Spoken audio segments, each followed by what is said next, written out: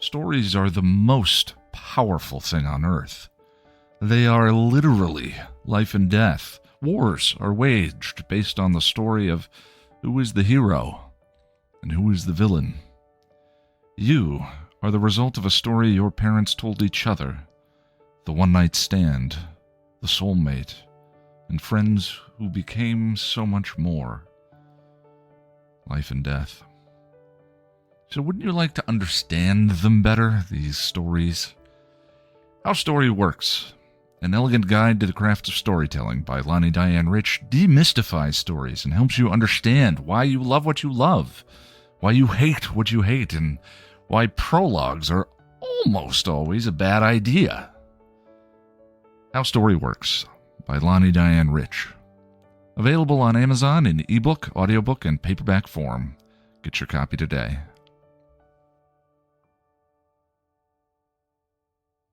Hey, Lani, so what are the rules of Sunnydale that we've discovered so far? Well, never go into a locker room. That's definitely one. Good, yeah. Never be a grown man and thus perceived as more powerful than a girl slayer and thus need to be knocked out on a regular basis. Sure, poor Giles, right? I know. No, never be smart because a demon might want to steal your brain. Oh, well, we're screwed. Damn right we are.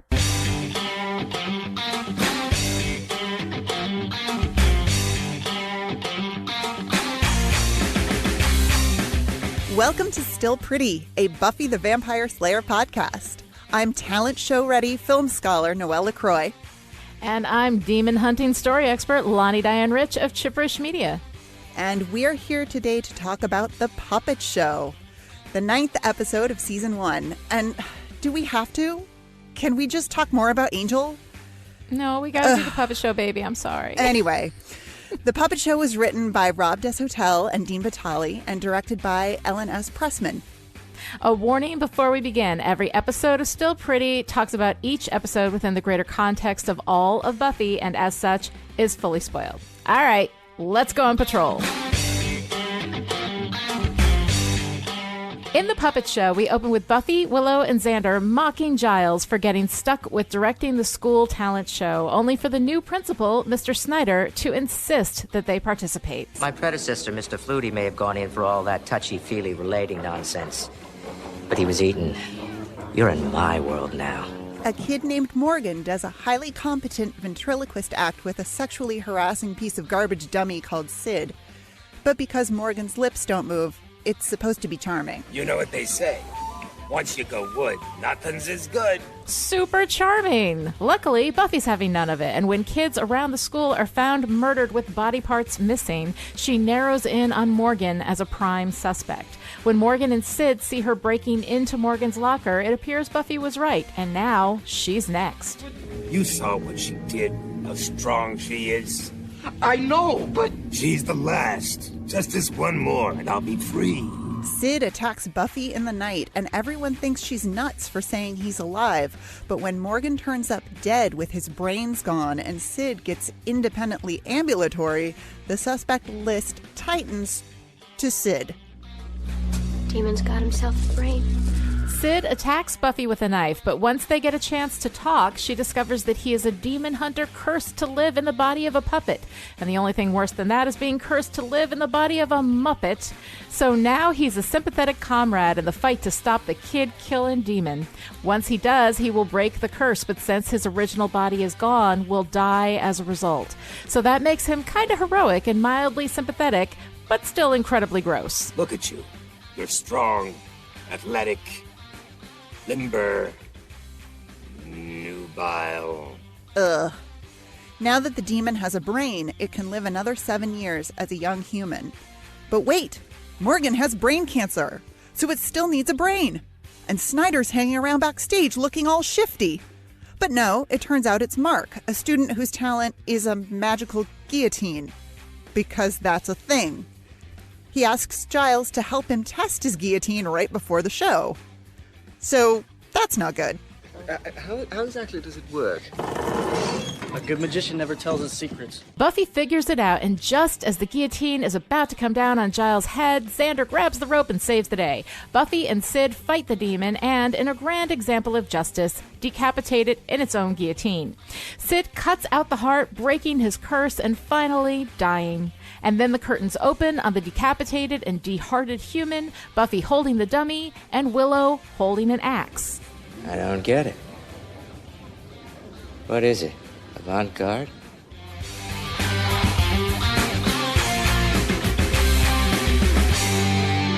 All right, Noelle. I Yes. know how much you love the puppet show. I know So- because you've said it so every much. time. You just kept messaging me being like, oh my God, I'm so glad we're watching this episode. I actually don't think it's that. I mean, narratively, it's pretty solid. There are You think definitely so? gross elements, but there's stuff that I like in this episode. Yeah, Well- narratively, we actually have a solid. I mean, we have crappy misleads all throughout, and we're definitely going to hit on that because I hate that. Yeah. Stuff. But I mean, structurally, it's structured well. It kind of moves. This is one of those circumstances where something has the narrative elements right, but a lot of the other elements are really, not great. So, Gotcha. I want to acknowledge that it has a solid antagonist. It escalates fairly well. We move through. All that kind of stuff. Like, there is stuff here that's actually competently done. But aside from that, it's a pretty bad episode. It's always better than I remember it, though. I always remember it as being just terrible. And then I think there's a couple of things that are working. Yeah, I don't know. I think I just got lost in all of the twists. It's Yes. all, is it a human or a demon? Oh, it's both. It's the dummy. It's not the dummy. The dummy's after Buffy. No, he's not. Wait, yes, he is. Morgan knows what's up. Or does he? Morgan is crazy. Or is he? Willow's research says animate toys sometimes want human body parts. It's the dummy again. Wait, no, the demon has a brain. Oh no, Morgan has brain cancer. Just kidding. Isn't Snyder creepy? He's probably the demon, right? I mean, I'm like, oh my God, what is, Yes. it's called the puppet show, and I feel like I'm being yanked around because I do not know what this story is. It's like, look over here, look over. Yeah. Tell me about this sort of twisty, turny plot. I want to call it nonsense, Thing. but it's It's a nonsense. Thing. It Yeah. is nonsense. Okay, these are I would not classify these as plot twists. I would classify these as misdirects. And the problem with misdirects and why I hate them, misleads or misdirects, I call them both. I haven't really nailed down my terminology yet. But basically what it is we make you think one thing, and then that turns out not to be the thing, right? And everybody, like writers, I got to tell you, this is one of the things I fight with writers on this so much, because ever since The Sixth Sense, and I blame M. Night Shyamalan. Yeah, I'm looking at you, dude. He did The Sixth Sense. It was this big surprise. Everybody was like, oh my God. But the reason why that worked, A, is that there was one. You get one. All right. B, if you go back and watch that whole movie again, knowing what you know, it's a different experience, but it's still consistent. It makes sense. Like, everything that made you presume one thing actually does indicate the twist. So, okay, that one's legit.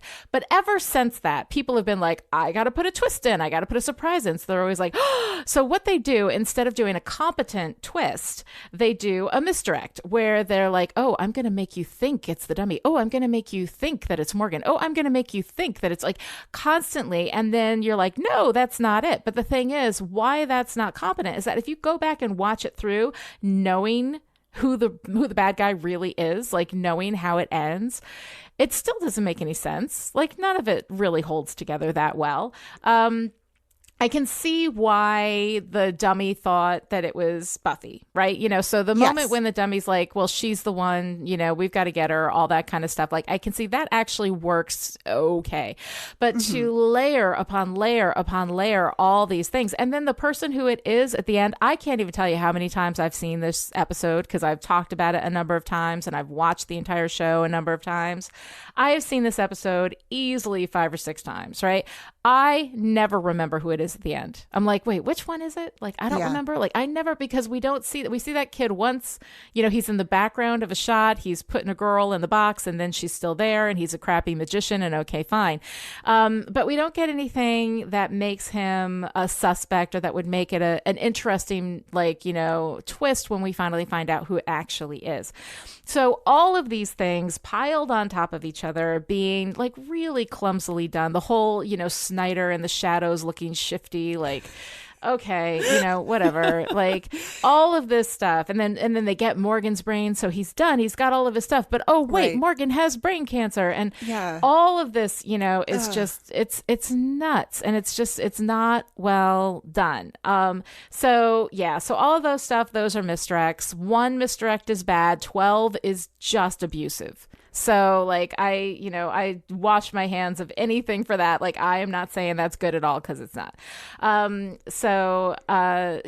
don't know. Like, I'm really annoyed that people feel like writers feel so much like they have to twist everything. You do not have to twist everything. Tell your story well, tell your story competently. If you want a twist, you have to go back and make sure that the twist works. The reason a twist works is that you can ride the reader's presumptions. You can let them presume something. Right. And as long as everything you say is consistent with both that presumption and the reality, you're good. You're solid. But when you lie to your audience, when you deliberately misdirect them, when you deliberately mislead them, that means that you lose the audience's trust. And if you lose the trust, forget it. You're not going to be able to tell a story. You can't pay for that with the trust of your audience. So it's definitely, I think, probably the most weakening element of this show. That and the dummy. Right? I mean, yeah. Well, and I feel like I sort of get what they were trying to do with the dummy. I feel like the murderous dummy, the murderous toy is something that we see in horror.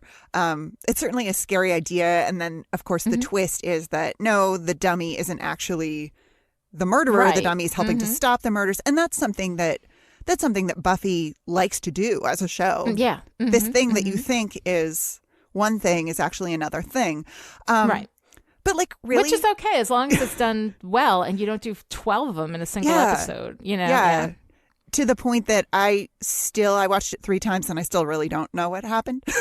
No, I mean, I know what happens, but the way that we get there is so roundabout. And the dummy, did you have to, guys? Like, really? Did you have to do the gross ventriloquist dummy? I mean, I get it. It's one thing that he's a dummy, right? It's one thing that he's a demon inside the dummy and he's trying to, to save, people or whatever. And also to finally die. Like once he, nails down, once he gets this guy. So there's that. And like, I appreciate all of that. But the fact that he is so just disgusting, like he is, I know he's in a dummy body, right?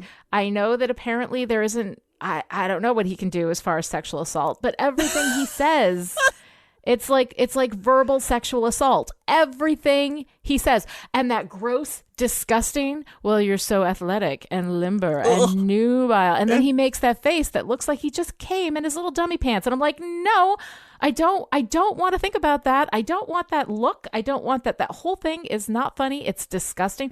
And then we have to view him as heroic because he lays down his life and he does all this. And it's just, it's really highly conflicting. And the fact that I don't like puppets. I don't like Muppets. I know every time I say I don't like Muppets, I swear to God, everybody loses their shit on Twitter. They're like, you don't like Muppets? No, I fucking hate Muppets. Okay. So when they're in a show, and I will say there is an episode of Angel in which there are Muppets, and I love it with my whole heart. So that's actually, I'm going to talk about that on Still Dead one of these days, and it's going to be amazing. But aside from that, no, I hate Muppets. And so, like, for me specifically, this is made to not delight me. This is the opposite of made specifically to delight me. This is made specifically to annoy me. And that's just me. Like, other people may love the dummy. Other people may love dummies and ventriloquists and Muppets. And I say, that's great. Love them enough to make up for the fact that I hate them so much. That's awesome. But yeah, so for me, like, that's part of it is that I don't particularly like puppets and Muppets and whatever anyway. But then to have this one be so just disgustingly gross. Yeah. You know? Yeah. He's really gross. And I feel like, I know he's a guy from the 30s and the jokes are old. I mean, it's like vaudeville type jokes. And he says, I was a guy. And I'm like, boys will be boys. Here we go again. Right. But the show treats it like it's gross. That's the one. The show does a little bit. Yeah. Like Buffy calls him out. First thing, Buffy's like, yeah, you're disgusting. Knock it off. Right. The first thing, So Buffy calls it out. She's grossed out by the way that he talks to her and all that kind of stuff. And so at least we have that. Like, at least we have that we're supposed to see it as gross. But it's not that far off from the stuff we get from Xander on a regular basis is supposed to be cute. Yeah. And I think that he is supposed to be cute. I think that while the show acknowledges, yeah, he's gross, but look how charming he is. Like, no, like if he was human, he's a lech. Yeah. Like that's just what he is. So so all of that I find a little off-putting. I did find it kind of interesting though that Sid's grossness, I don't know, but it seemed like Sid was so gross that he sucked all the gross out of the room and Xander actually got to be okay. Yeah.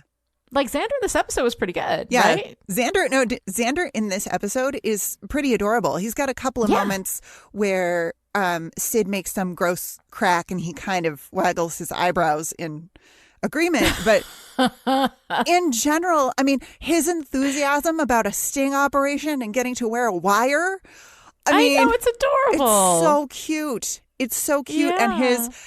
And when Snyder tells them they have to do the talent show and he's just so upset and he has nothing to say and he just goes, no, like a toddler, just really forcefully. Like, I love cute. it. I love it. It's so cute. Yeah, it is charming. And I love him with Cordelia.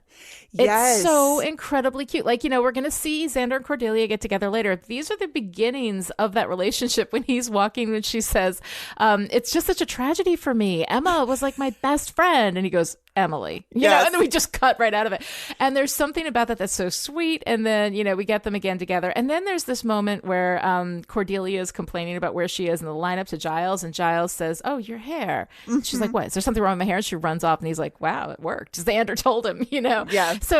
So I like that Xander understands Cordelia, and Giles is, so actually that scene with Giles and Cordelia is really Xander and Cordelia, like through Giles as a mediary. Yes. And it was really cute. I thought it was kind of adorable. So I actually really enjoyed Xander in this episode. I didn't see much of Shadow Xander, so I'm feeling really good about that.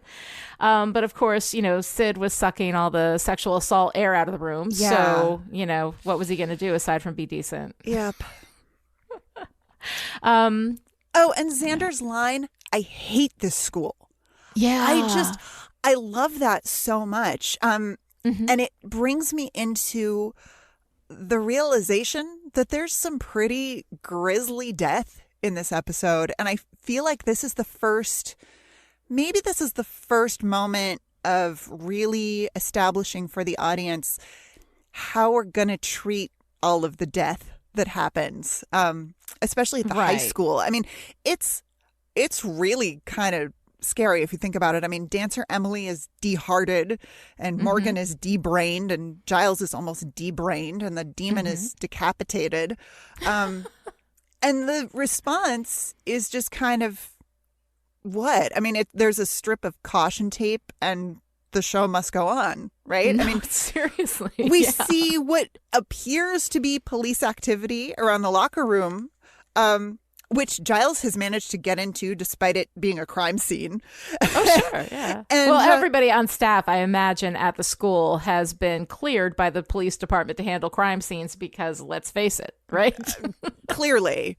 And we're putting this knife in what is supposed to be an evidence bag, but I think it's just a gallon-sized Ziploc freezer bag. I think in Sunnydale, you'll run out of the evidence bags after a while, right? Yeah. And I know high school is hell or whatever, big metaphor we've got going on, but come on. I mean, we're talking about humans murdering humans. Yeah. And when Joyce asks Buffy how the talent show is going, there's zero mention of the fact that a student was murdered, apparently by a human, in the girls' locker room. I mean, yeah. What? Yeah. Yeah, it's not good. And also, like, if you're Joyce, right? Yeah. You read a paper, you watch the news, right? You hope so. You know, like, there's a letter that goes home. You know, there's a letter that goes home if a kid accidentally ate a peanut. I get a letter, you know, from the school, right? Yep.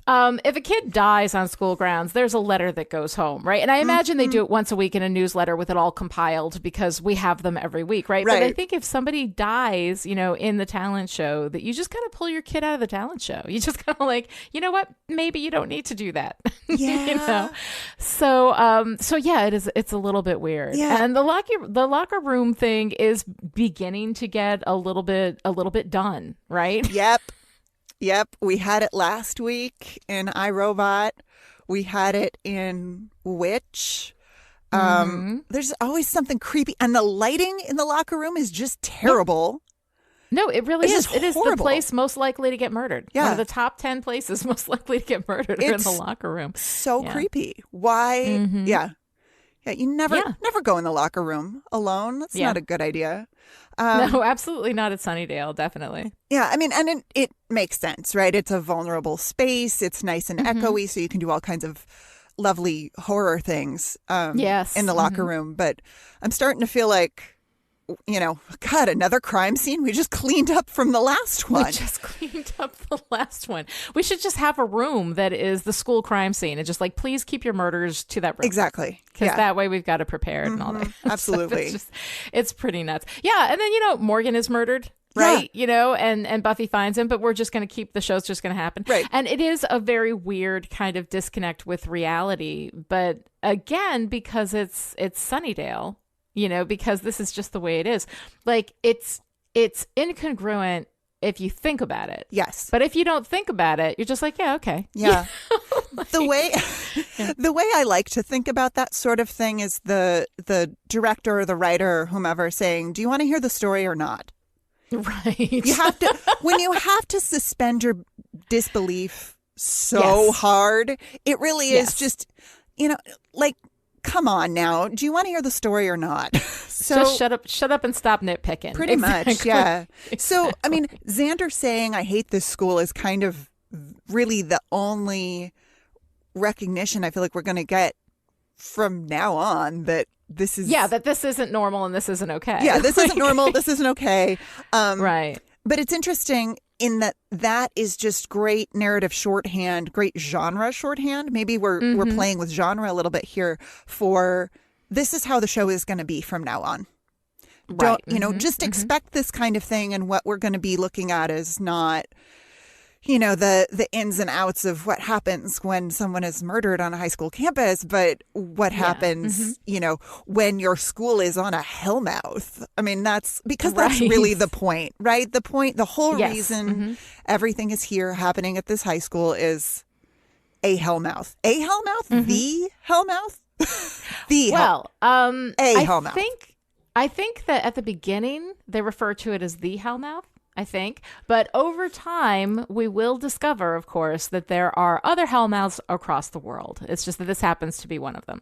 So yeah, it's a hellmouth. Not every hellmouth gets a slayer. You got to be, you know, really lucky to get a slayer, like, you know, on location. Yeah. So that's really nice. Yeah. Well, I mean, it's an upscale Southern California hellmouth. So that's very true. You know, that's very true. So because it's a hellmouth, our first thought is demon, right? That someone is killed on campus, must be a demon. But we figure out pretty quickly, or Giles figures out pretty quickly, that no, this looks more like a human. And it brings us into this whole demon versus human space. Yeah. Yet again. Yeah. No, it's really interesting because Giles has this line, right? He says, a demon is a creature of evil, pure and very simple. A person driven to kill is more complex, right? So every episode of any, Buffyverse, be it Angel, be it Buffy, I'm always collecting all of these things that kind of tell us about the world building, because the world building is so complex. They say a lot of things about good and evil and ensouled versus no soul, but it's all like weird and not necessarily consistent and really murky. The role of the soul, if you look at all the textual evidence throughout the run of both shows, right, the role of the soul is never explained completely, and it's like very inconsistent in the way that it's presented. What we do kind of tend to start out with is that the soul is goodness incarnate, right? That if you have a soul, you're good, and if you don't, you're bad. So human good, demon bad, right? Yeah. But what we end up having is that the soul is not goodness incarnate. The soul is not necessarily what makes you good. And the lack of a soul does not lead to evil, So unless, you want to say that the good demons have souls, but we're kind of solid on the fact that the soul is a human thing. Like humans have souls, nobody else has souls, right? So all humans have souls. Some humans do evil despite the soul. So are we supposed to think that those are like factory defect souls, that just didn't work out? So no demons have souls. Like none of them have any souls, but some of them are, not evil, and I would say some of them across the run are even good. We have good demons. We're going to see that happen over in Angel with Lorne. He's a very good demon, right? And seems incredibly ensouled, So I don't know if there's a demon version of the soul that is evil by nature, and some of those also have a factory defect. I don't understand how all of it works. I really don't. And I don't think that we have clarity on it. But the soul itself does not seem to be naturally, necessarily, in all cases, something that will make you good. That even with the soul, you still have a choice between good and evil, right? And that some people choose good and some people don't. So if that's the case, without a soul, is it that you don't have a choice at all between good and evil? And you're just evil? Like, is evil just the absence of good? Or is that just a neutral thing? Like you're not good, you're not bad, you're just kind of there, right? Yeah. You don't do good things, but you don't do bad things. And so there you go. You're neutral, Right. So I don't know, like there's a lot of textual evidence that you can pull out for any one of these arguments, like there's textual evidence for all of it. It's completely inconsistent and contradictory, but it does seem to evolve over time and get more interesting and more complex. But this idea from Giles, a demon is a creature of evil, pure and very simple, is an absolute lie.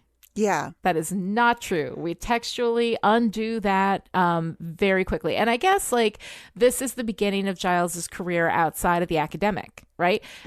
He's a watcher for an actual Slayer. And so what you learn at the Watchers Academy, it would appear, is not actually correct. And as he goes through this experience, he's learning more. So the fact that Giles says it doesn't necessarily mean that it's true. It means that that's what he believes at that time to be true based on the information that he's been given, but he hasn't been given the whole picture. Right. So, so I think like in the beginning, what we are told textually about what a vampire is, what a demon is, what a soul is, all of that stuff is just, Giles is usually the one with all the information. It's what he knows at that time based on what the Watchers Academy taught him. But the Watchers Academy does not seem like a reliable narrator to me. They are not an institution of goodness, as we're going to find out as we move through.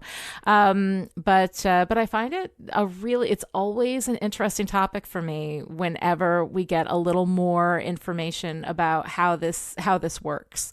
And I kind of like it. Yeah. Yeah, and it raises an interesting question in that we're looking at the possibility of human evil, like a regular evil person in this episode. And then that turns into being suspicious of Morgan because he's weird. And it's his weirdness that makes him suspicious. And there's something seriously problematic in that idea. And just to be clear, I mean, Buffy is not alone in the notion that illness, whether it's physical illness or mental illness, equals evil. There have been stigmatizing interpretations of illness for as long as there have been humans.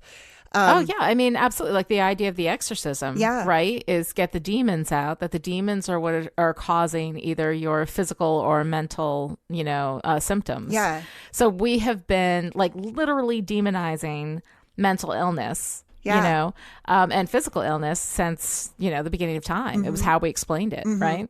So this is a bit of terroir recognition, not a criticism of Buffy in particular. Yes.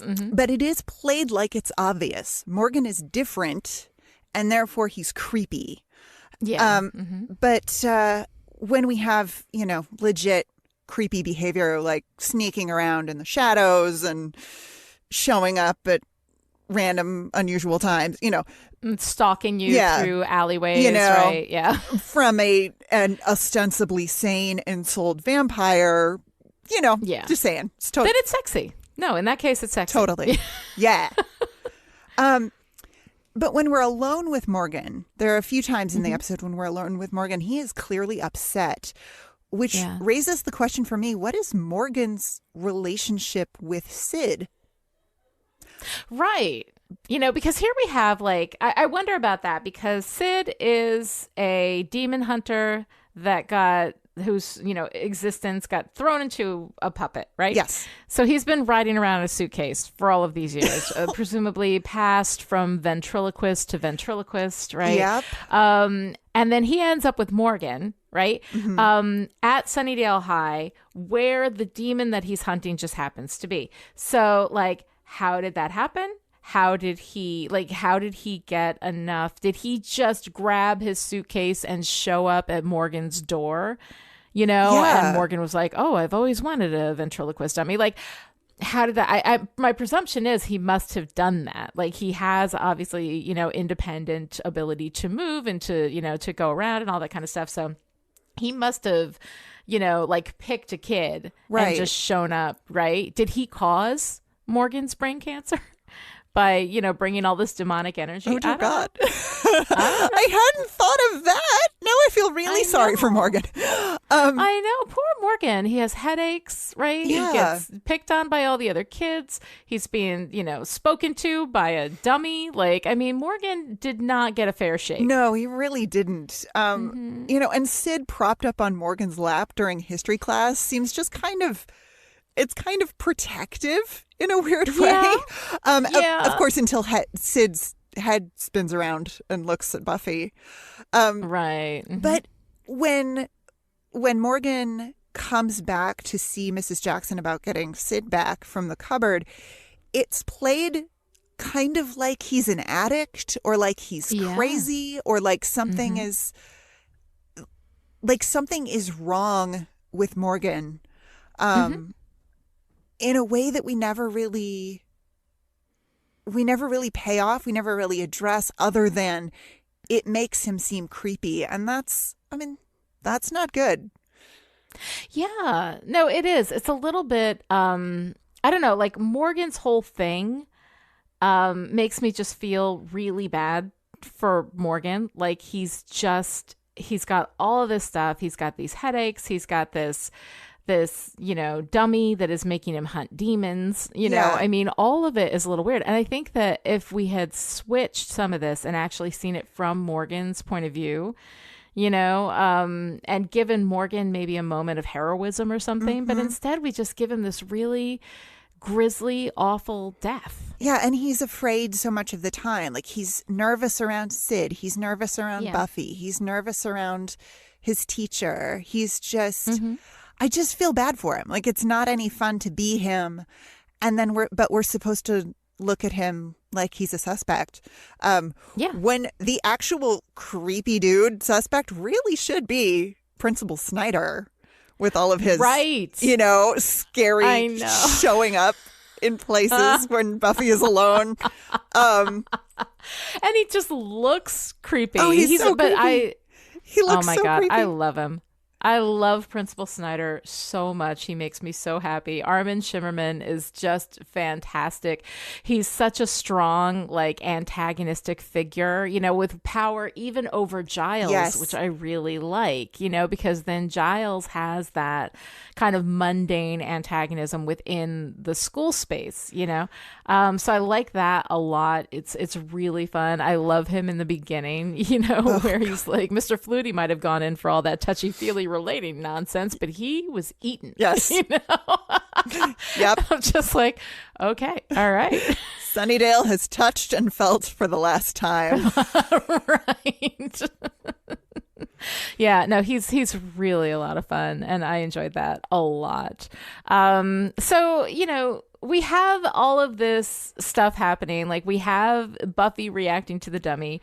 I like that Buffy doesn't like the dummy, where she's like, he gives me the wig. Yes. You know, and she tells that whole story, which really is not a story. It's really kind of cute. And I sort of, well, I mean, probably because I connect with Buffy on the whole hate the puppet thing. Yes. Right? So I think that that's good. Yeah, just because it is a puppet, that's enough. Yes. It's scary. Right. Off we go. Mm-hmm. Yeah. Mm-hmm. Yeah. I love that she's actually bothered by and scared of Sid. And when he jumps on her in the night like a cat and disappears out the window. Like a sexual assault. I mean, Yeah. it's Sid, right? Right. He jumps on her in her bedroom at night. Okay, whatever. Yeah. Mm-hmm. Yeah. She is genuinely terrified. Yeah. And I mean, this is a woman who can stake vampires without batting an eye. Right. But she's terrified. And then Joyce comes in, and Buffy is so apologetic. And Joyce says she's glad to have been woken up because she was dreaming of Bills.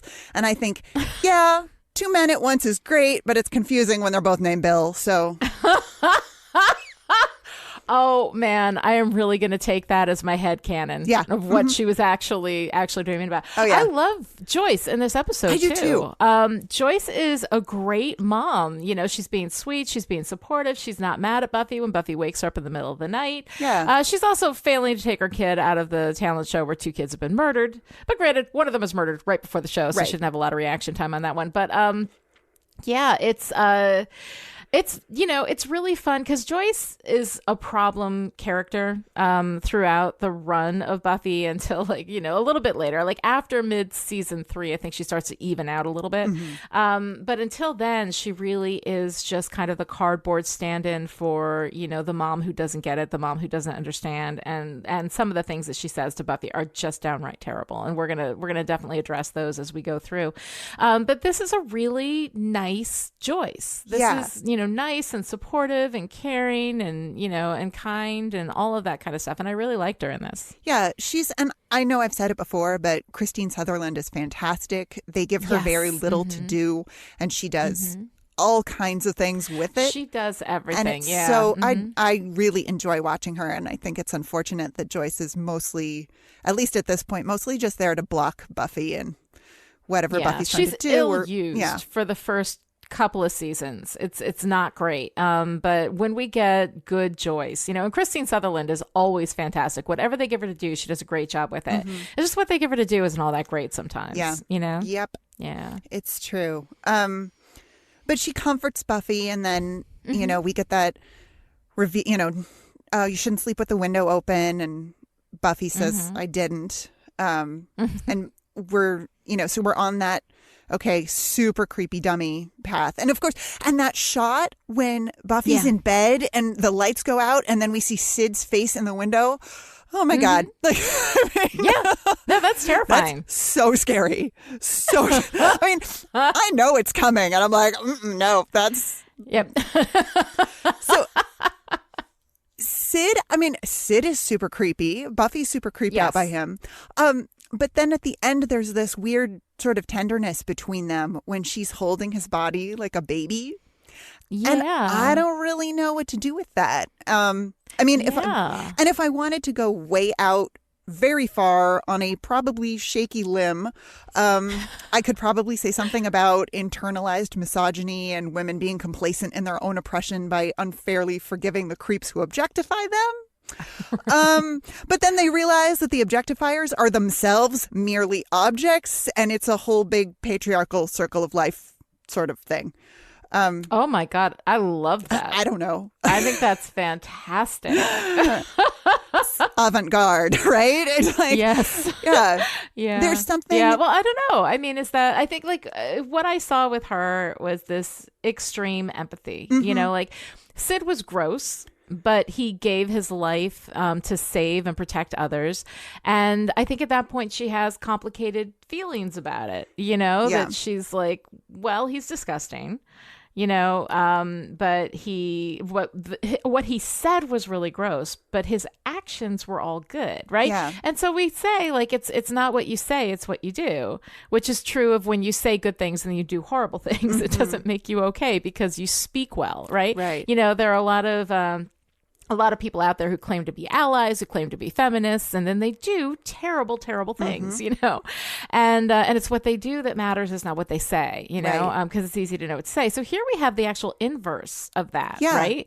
It's not what you say, it's what you do, and what he does is good, while what he says is, you know, terrible, you know. So like at this point, I think that Buffy is looking at him based on his actions, not on his disgusting, horrifying, you know, words. Right.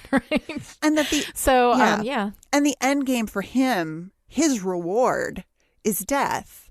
And I think Buffy identifies with that. And there's that little bit of professional sort of respect when he has revealed that he's a demon hunter, and he is asking her about what she is, because he doesn't figure she's a demon hunter.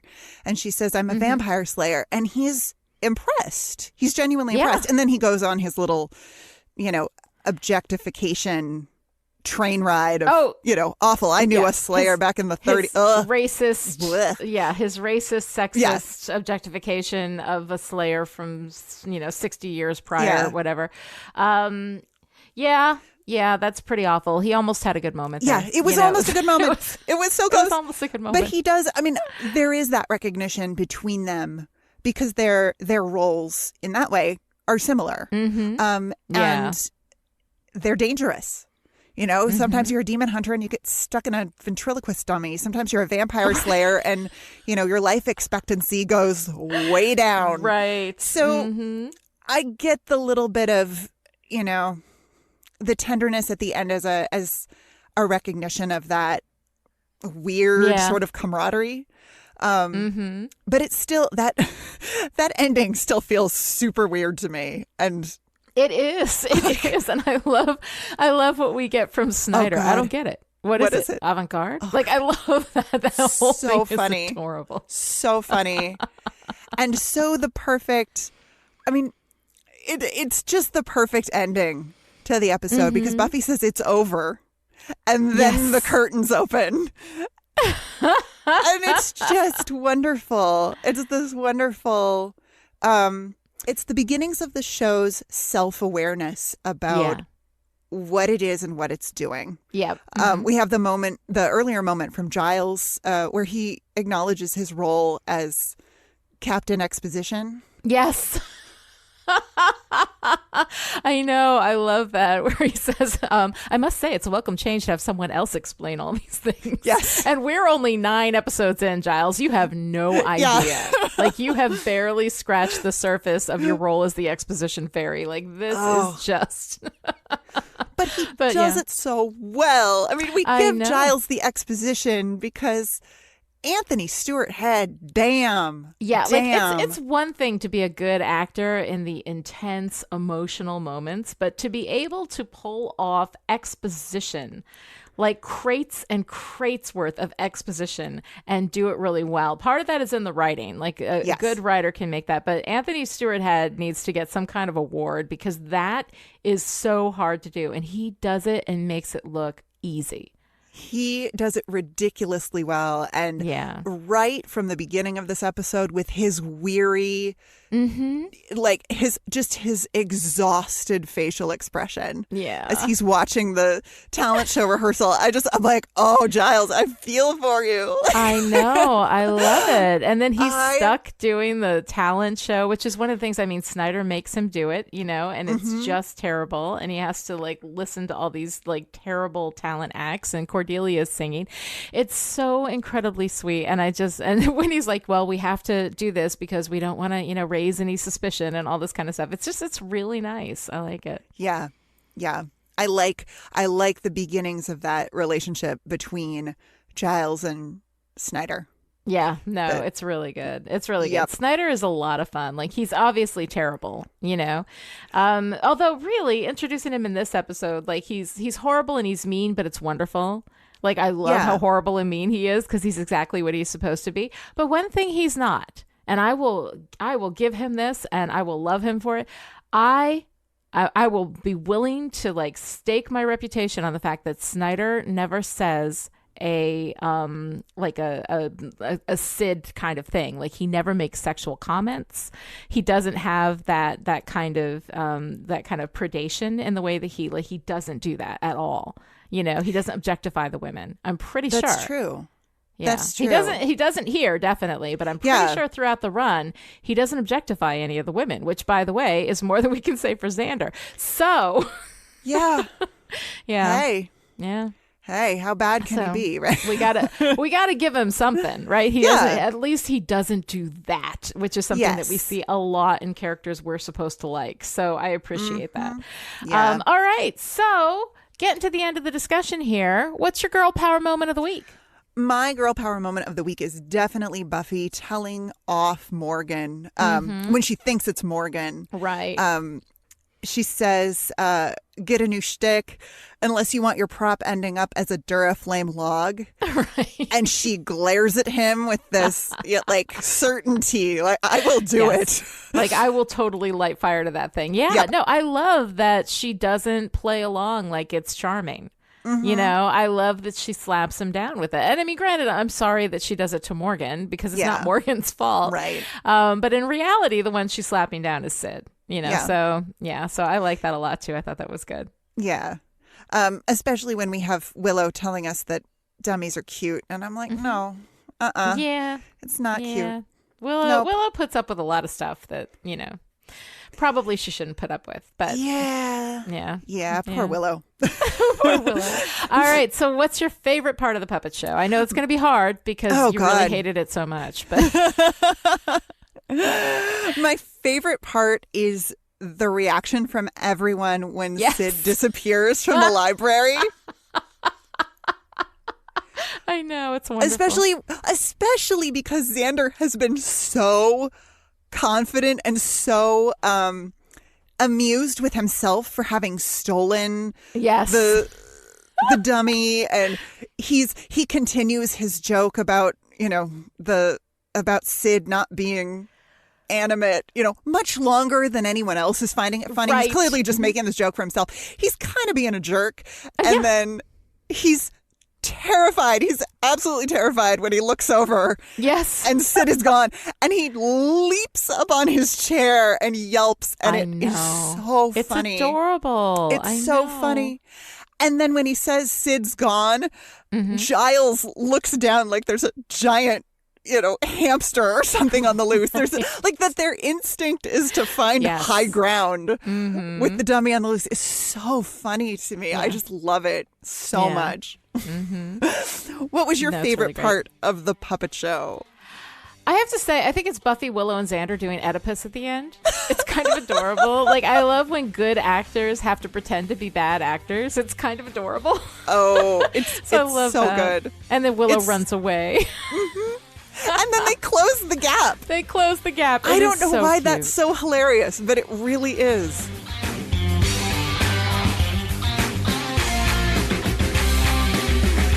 That's it for today. To join in the discussion on Twitter, follow me at Lani Diane Rich and Noelle at Noelle Aloud and use the hashtag StillPretty. You can also visit the Chipperish forums. Go to chipperish.com, click on forum, and join in the fun. Or you can keep Chipperish Media going to the tune of $1 a month or more and gain access to the live chat in Discord, where you can hang out with Lani and me and all the Chipperish patrons whose talents include slaying vampires on stage in a funny way. Visit patreon.com/chipperish to find out more. You can also show your support for Still Pretty by going to Apple Podcasts and giving us a review. That's one of the most effective ways to show support for your favorite podcasts. Or you can use your social media platform of choice to tell your friends. Word of mouth is a powerful thing. We will be back next time with Nightmares, the 10th episode of Season 1. Until then, you concentrate on reanimation theory. I'll poke about in organ harvesting. Sid attacks Buffy with a knife, but once they get a chance to talk, she discovers that he is a demon hunter cursed to live in the body of a puppet. And the only thing worse than that is being cursed to live in the body of a Muppet. So now he's I hate Muppets. I can't even say the word. I hate the fucking Muppets.